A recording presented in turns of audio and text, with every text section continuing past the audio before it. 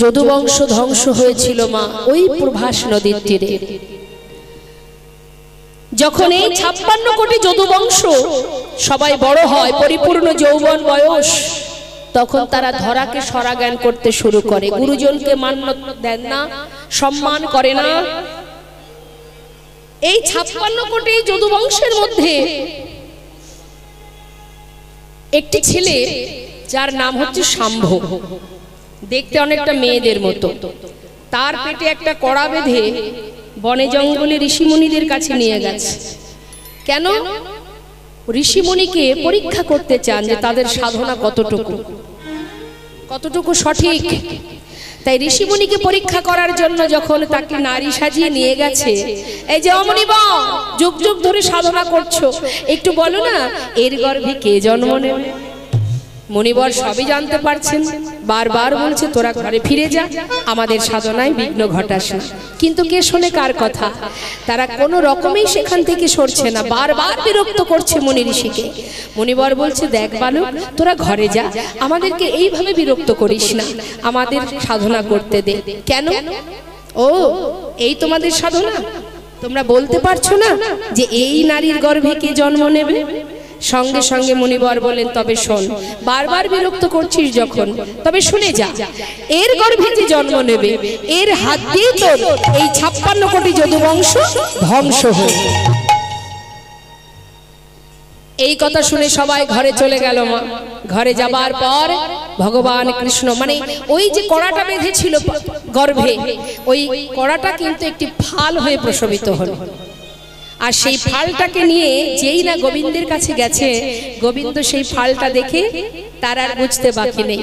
সে বলে উঠলেন তোমরা এক কাজ করো বালক, তোমরা সবাই মিলে প্রভাসের তীরে যে পাথর আছে ওই পাথরে ঘষে ঘষে এটাকে শেষ করে দাও।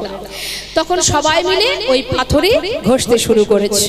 ঘষতে ঘষতে কিন্তু মা যত ঘষছে তত ফেনা বাহির হচ্ছে, আর ওই ফেনাগুলো ওই নদীর ধার বরাবর বয়ে যাচ্ছে। আর যত নদীর ধার বরাবর বয়ে যাচ্ছে ওই ফেনা থেকে নল খাগড়ার গাছ তৈরি হচ্ছে। অবশেষে যখন এতটুকু বাকি আছে, ফাল ঘষতে ঘষতে আর এতটুকু বাকি আছে, তখন সেটাকে জলের ভিতরে ফেলে দিয়েছে। আর সেই ছোট্ট ফালটা খেয়েছে কে না? রাঘব বোয়াল নামে একটি মাছ।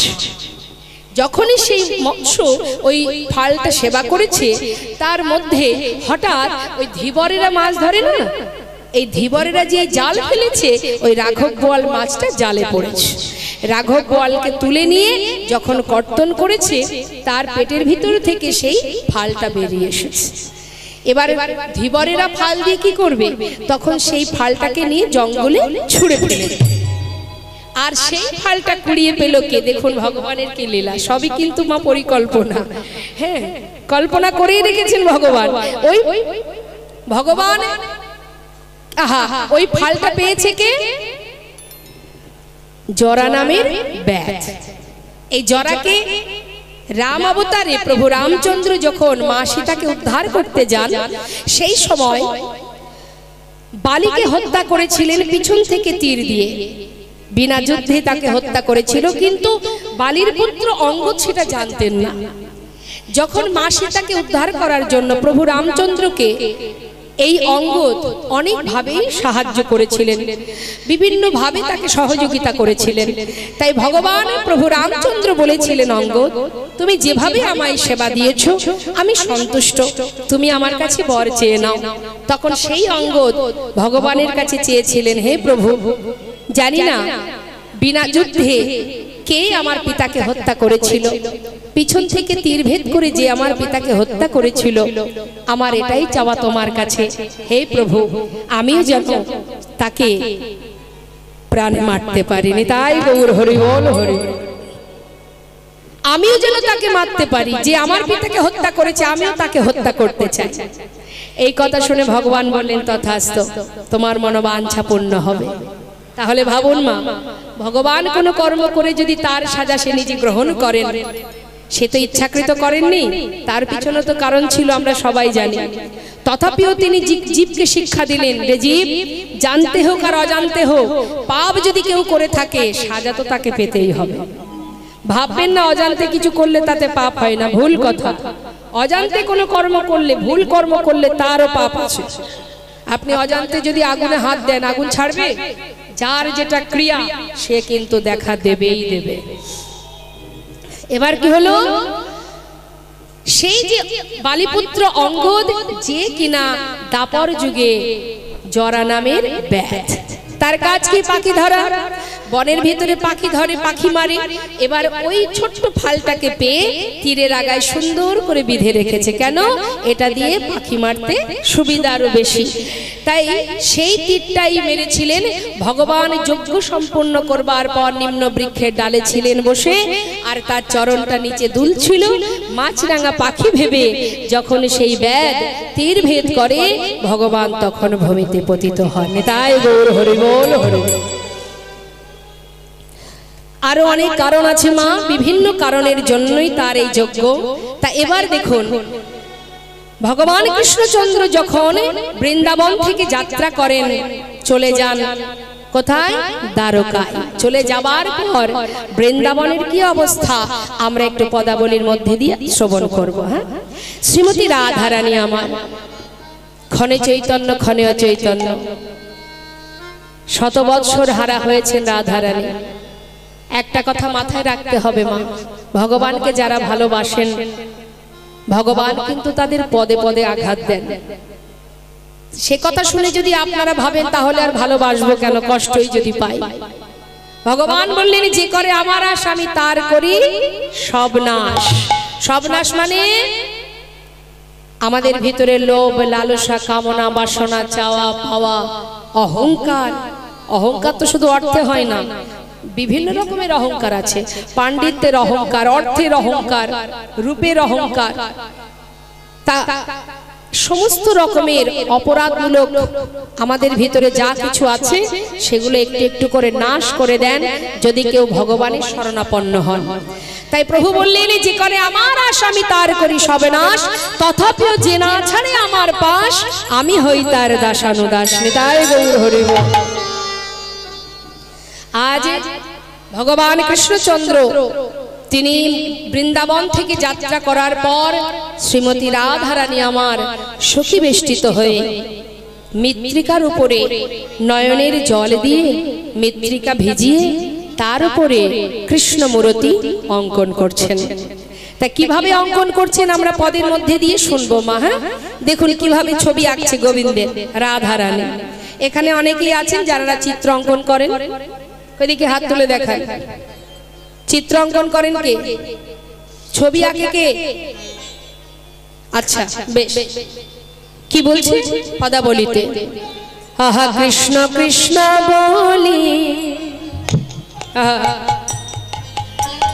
কাঁদি বাহু তুলি মরমে দারুণ ব্যথা। ওই না কৃষ্ণ কৃষ্ণ বলি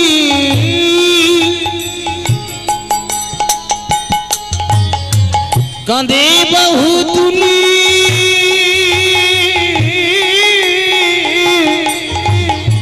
মরমে দারুণ ব্যথা। মৃত্তিকায় পারে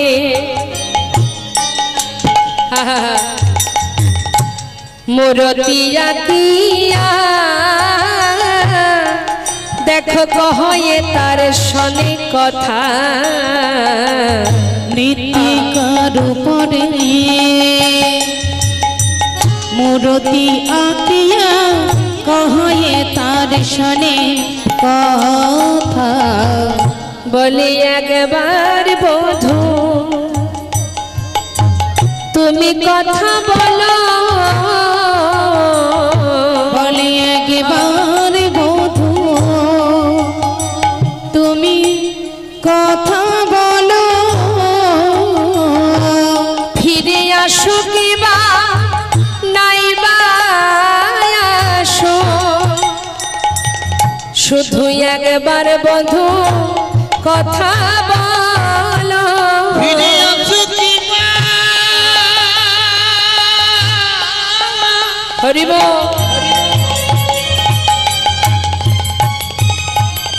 তুমি নাইবা আসো বলি একবার বধূ কথা বলো ও গো কহয়ে তার শোনে কথা কহয়ে তার শোনে কথা কহয়ে তার শোনে কথা আজ রাধারানী আমার দেখো মৃত্তিকার উপরে মূর্তি এঁকে বলে ওহি আমার পরাণ বধূ তুমি আসো কিংবা নাই বা আসো তাতে কোনো ক্ষতি নাই শুধু একবার তুমি কথা বলো হরি বল আজ আমার রাধারানী আঁকছে কেমন করে দেখুন মা আহা আকিয়া সে কোটি কোটি মানে কোমরটা আঁকছে আগে যদি কেউ চিত্র অঙ্কন করে মানে ছবি আঁকে মানুষের চিত্র অঙ্কন করতে গেলে হয় চরণ থেকে শুরু করতে হয় না হলে মস্তক থেকে শুরু করতে হয় কিন্তু আজ আমার রাধারানী মাঝখান থেকে আঁকছেন কি বলছি আকিয়া সে কোটি পরাই ধটি কত না যতন করি আকিয়া সে কোটি পরাইয়া ধটি কত না যতন করি আবার নাভি সরোবর দেখো আঁকিল তার পর কত না যতন করি নাভি সরোবর আঁকিল তার পর কত না যতন করি যেই না কোমরটা এঁকেছে মা কোমরটা আঁকা মাত্র সখীরা রাধারানীকে চেপে ধরেছে হ্যাঁ রে রায় এই রায়, গুরু ধরে অঙ্কন শিখেছিলি সব কি ভুলে গেলি রে হ্যাঁ এটা কি আঁকাচ্ছিরি বল দেখি এইভাবে কেউ অঙ্কন করে না মস্তক থেকে না চরণ থেকে কি হয়েছে বল দেখি তো শ্রীমতী রাধারানী বলেছেন সখী ললিতা রে আহা না না আমি অঙ্কন ভুলি নাই তবে আঁকলি না কেন চরণ থেকে আঁকলি না কেন মস্তক থেকে আঁকলি না কেন ওরে ললিতা রে যদি আমি বধুর বদন আঁকি আমার পরাণ বধুর ওই যুগল নয়ন খানি ওই জোড়া ভুরু বাঁকা নয়ন যদি একবার আমার চোখে পড়ে যায় হরি বল হরি বল আমি কেমন করে আঁকবো সখী হরি বল দুটি নয়ন আমার জলে ভরে যায় আচ্ছা ঠিক আছে তাহলে চরণ থেকে শুরু করলি না কেন ওরে ললিতা রে যদি আমি চরণ আঁকি এই বৃন্দাবনের পরাণ বধূ যে আমায় ছেড়ে চলে গেছে আবার যদি আমি চরণ আঁকি সেও যদি আমায় ছেড়ে চলে যায় ওরে ললিতা রে ওরে বিশাখা বল বল কি নিয়ে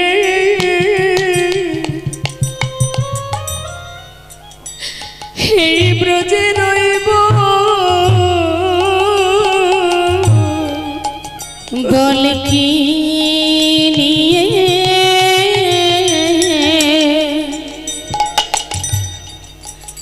আমি ব্রজে রইব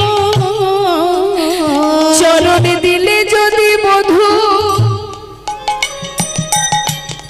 আবার চলে যায় গো সুখী কি নিয়ে এই ব্রজে রইব চরণ দিলে বধূ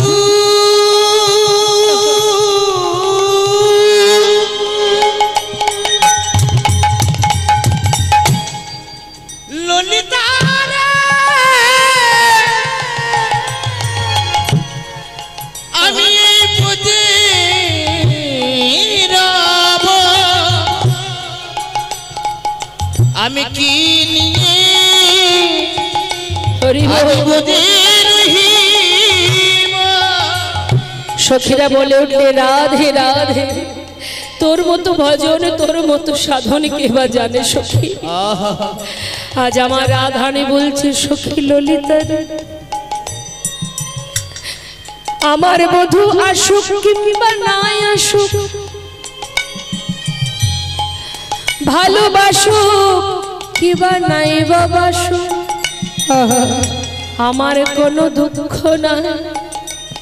কেন জানিস, আমার বলতে সর্বস্ব তো আমি তাকে দিয়েছি, সে যেমনটা রাখবে আমি তাতেই খুশি। আজ আমার রাধারানী পরপর রাখছেন মা, দেখুন নাভি সরোবর অঙ্কন হলো, কোমরটা আঁকা হলো, এবার আস্তে আস্তে উপরের দিকে আঁকছে। কি আঁকেছে? বাহু দুটি আঁকি ছলো ছলো আঁখি, দেখো বাঁশিটি দিল সে করে। প্রেমময়ী রাধারানিয়া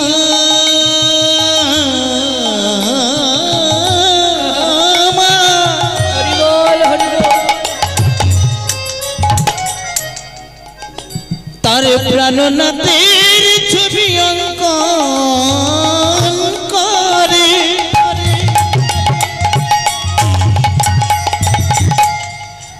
দুটি নয়নে জলে বুকে ভাসায়, ওগো প্রেমময়ী রাধারানী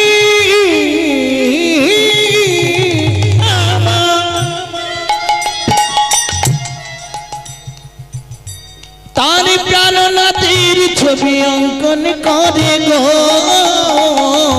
আঁকিয়াছে কুটি।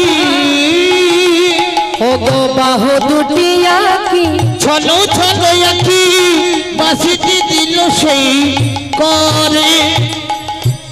যেই না মা হাতে বাঁশি তুলে দিয়েছে, মানে দুটো হাত এঁকে তার হাতে বাঁশি অঙ্কন করেছে। বাঁশি আঁকা মাত্রই রাধারানী বধূকে বলছে, বধূ ও বধূ তেমনি করে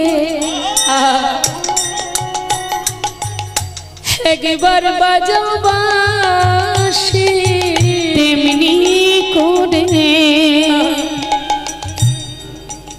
একবার বাজাও বাঁশি, যে বাঁশি শুনে আমি ঘরে রইতে নারী। ও গো পরাণ বধূ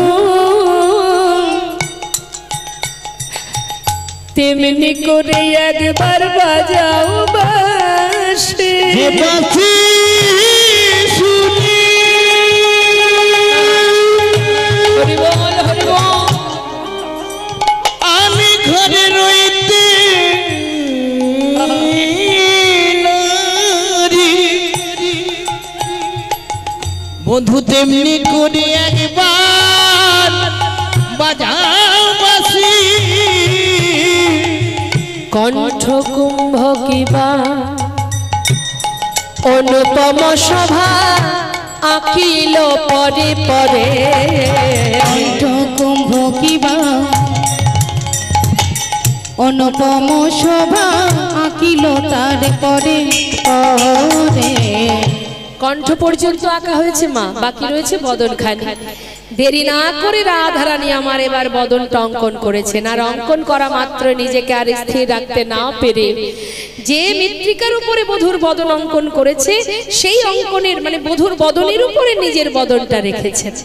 নিজের বদনটা রেখে চোখের জলে সেই বদন ভিজিয়ে রাধারানী বলছেন, মুখে মুখ দিয়া কাদিয়া কাদিয়া কহয় তার সনিকট। ওই না মুখ মুখ দিয়া কাঁদিয়া কাঁদিয়া কহয়ে তার সনে কথা। কহে যদু না ওহে প্রাণ না,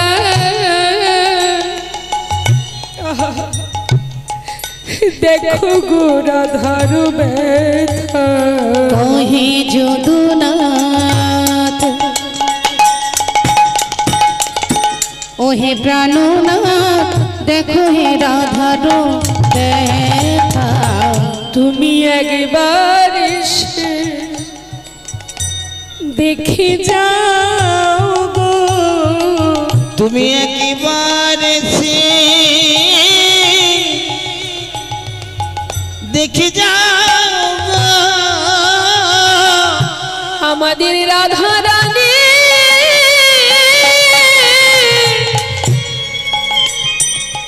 সে কেমন আছে বলি বলুক সে কেমন করে বাজবে বল একবার এসে দেখে যাও গো সে কেমন করে বাজবে বলো রাধারানী কেমন আছে সে কেমন করে বাজবে বলো রাধারানী কেমন আছে কেমন করে বাজবে বলো একবার এসে দেখে যাও গো ওহে যদুনাথ ওহে প্রাণনাথ দেখো হে রাধার ব্যথা ওই না কহে যদুনাথ ওহে প্রাণনাথ দেখো না রাধার ব্যথা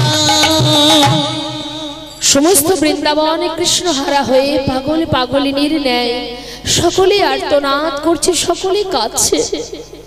এদিকে হঠাৎ দেবর্ষি নারদ তিনি মনে মনে চিন্তা করলেন, বহুদিন হয়েছে সাধু সঙ্গ করিনি, যাই একবার বৃন্দাবনে যাই, একটু ভক্ত সঙ্গ সাধু সঙ্গ করে আসি। সাধু সঙ্গ করতে তো সবাই ভালোবাসেন মা, তাই দেবর্ষি নারদ বিলম্ব না করে তিনি এবার যাচ্ছেন বৃন্দাবনের দিকে।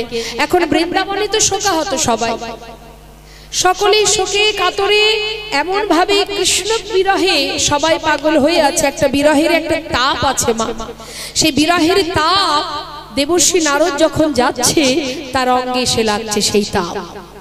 এখন আসছেন দেবর্ষি নারদ, তার বলুন তো দেখি তার বাহন কি? ঢেকি। ঢেকিতে চড়ে আসছে। মহাজন বলছেন পদাবলিতে, বিধির নন্দন আজি চিন্তা মনে মনে, বিধির নন্দন আজি চিন্তা মনে মনে, বিধির নন্দন আজি চিন্তা মনে মনে, নারদ চলে যায়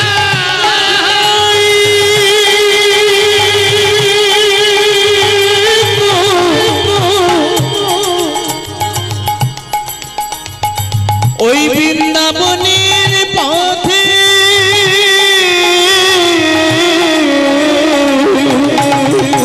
হরি বল হরি বল। নারদ চলে যায়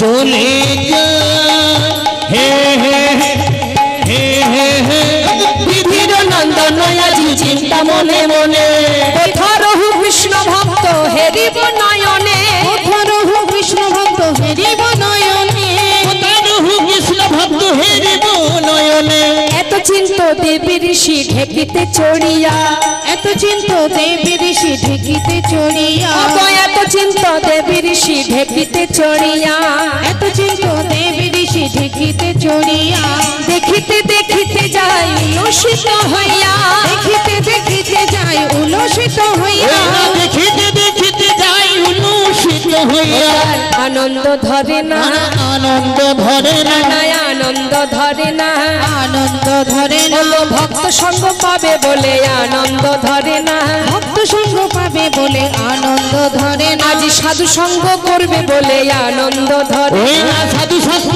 করবে বলে আনন্দ ধরে না, দেখিতে দেখিতে যায় উল্লসিত হইয়া, দেখিতে দেখিতে যাই উল্লসিত হইয়া, চারিদিকে দেখতে দেখতে যাচ্ছে, বৃন্দাবনের পথে যাচ্ছে, তো সাধু সঙ্গ করবে মনে বড় আনন্দ। তাই সাধু সঙ্গ করবার জন্য যত বৃন্দাবনের দিকে এগিয়ে যাচ্ছে মা, তত যেন একটা তাপ এসে অঙ্গে লাগছে। চলতে চলতে যদি কোনো জায়গা থেকে একটা তাপ অনুভব করি, ভাবি না যে কি হলো বাবা, কোথাও কি আগুন টাগুন লেগে গেল, মনে হয় না? তা আজ দেবর্ষি নারদ তিনি আসছেন শূন্য মার্গ থেকে ঢেকিতে চড়ে, মনে মনে ভাবছি তাপটা কোথা থেকে আসছে। তপ্তদর্শী দেবী ঋষি চারি পানে চায়, তপ্তদর্শী দেবী ঋষি চারি পানে ওই চায়, তপ্তদর্শী দেবী ঋষি তারি পানে চায় কোথা হতে তাপ আসি লাগে মোর গায়ে কোথা হতে তাপ আসি লাগে মোর গায়ে কোথা হতে তাপ আসি লাগিল মোর গায়ে কোথা থেকে আসছে তাপটা মনে মনে ভাবছে ভাবতে ভাবতে যখন বৃন্দাবনে ভিতরে প্রবেশ করেছে বাবা দেখছি সমস্ত বৃন্দাবনবাসী সবাই কানাই বলে কৃষ্ণ বলে গোপাল বলে যে যেমন করে ভালোবাসে সবাই তার জন্য কাজ আর তাদের ভিতরে যে বিরহ সেই বিরহের তাপ দেবর্ষি নারদ দেখতে পেল মনে মনে অনুভব করছে হে গোবিন্দ হে প্রভু সবাইকে আর কত কাঁদাবে তুমি এতদিন ভেবেছিলাম আমি বড় ভক্ত তোমার আজ বৃন্দাবনে এলাম বলেই বুঝতে পারলাম যে বৃন্দাবনবাসী তোমাকে কত ভালোবাসে হরি বল হরি বল সবাই কাঁদছে আর সবাইকে কাঁদিয়ে তুমি কিনা দ্বারকার রাজা হয়ে বসে আছো কি সুখে আছো তুমি আমি দেবর্ষি নারদ আজ তো একটা বিহিত করতেই হবে আমার দেরি না করে নিজের বীণাকে বললেন বীণা চল আর দেরি নয় একবার দেখে আসি দ্বারকার রাজা সেই মহারাজ কেমন আছে বিলম্ব না করে দেবর্ষি নারদ মনে মনে ভাবলেন হে প্রভু আজ তোমাকে উচিত শিক্ষা দেব তারপরে আমি ফিরব তোমার একদিন আমার একদিন সবাই বলে আমি নাকি গন্ডগোলের গোসাই কিন্তু গন্ডগোলটা যে আগে থেকে পাকানো থাকে সেটা কেউ খোঁজ করে দেখে না আজ আমি দেখে নেব প্রভু তুমি কত সুখে আছো সবাইকে কাঁদিয়ে দেবর্ষি নারদ বিলম্ব না করে নিজের বীণাকে বললেন রে বীণা এতদিন যার নাম জপ করেছিস আজ ওই নাম ভুলে যা ওই নাম ভুলে গিয়ে আজ থেকে তুই রাধা নাম জপ কর দ্বারকা কিন্তু দ্বারকাবাসী কিন্তু রাধা নাম কেউ জানে না মা দ্বারকাবাসী রাধা রানীকে কেউ জানতো না দেবর্ষি নারদ কি করলেন নিজের বীণাকে বললেন বীণা রাধা নাম জপ করো কি বলছে বলো বলো যন্ত্র কি বলবে রাধা নামে মন্ত্র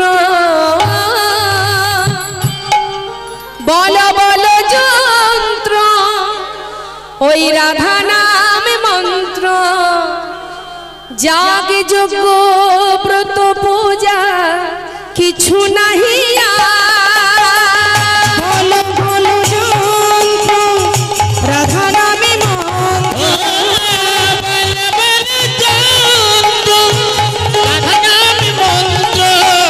যাহা যোগ ব্রত পূজা কিছু নাহি আর বলো বলো বিনে রাধা নামে বিনে বলো বিনে রাধা নামে বিনে আর বলো বলো বিনে রাধা নামে বিনে বল বল বিনে রাধা নাম বিনে এ ত্রিভুবনে কিছু নাহি বলো বলো যন্ত্র হরি বল হরি বল তাই বল হরি বল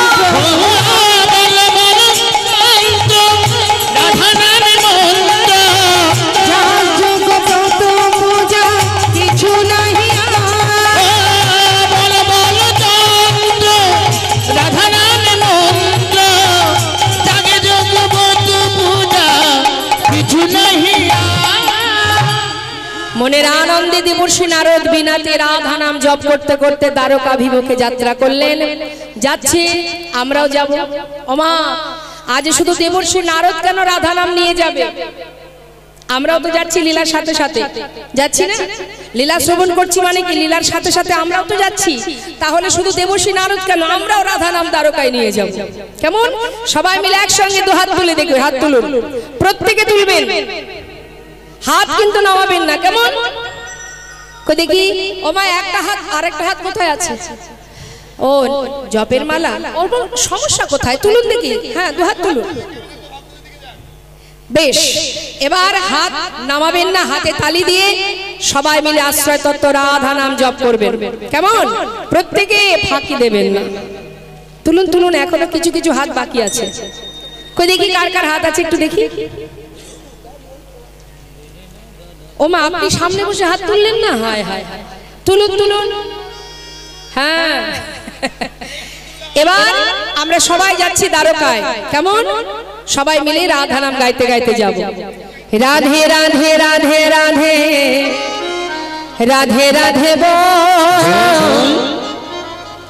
রাধে রাধে রাধে রাধে রাধে রাধে বল, বলো রাধে রাধে রাধে রাধে রাধে রাধে বল, রাধে রাধে রাধে রাধে রাধে রাধে রাধে রাধে রাধে রাধে রাধে বল, রাধে রাধে রাধে রাধে রাধে রাধে রাধে বল, রাধে রাধে রাধে রাধে রাধে রাধে বল, রাধে রাধে রাধে রাধে রাধে রাধে বল, হে রাধে রাধে রাধে রাধে রাধে রাধে বল, রাধে রাধে রাধে রাধে রাধে রাধে বল, রাধে রাধে রাধে রাধে রাধে রাধে বল, রাধে রাধে রাধে রাধে রাধে রাধে বল, বৃন্দাবন কি,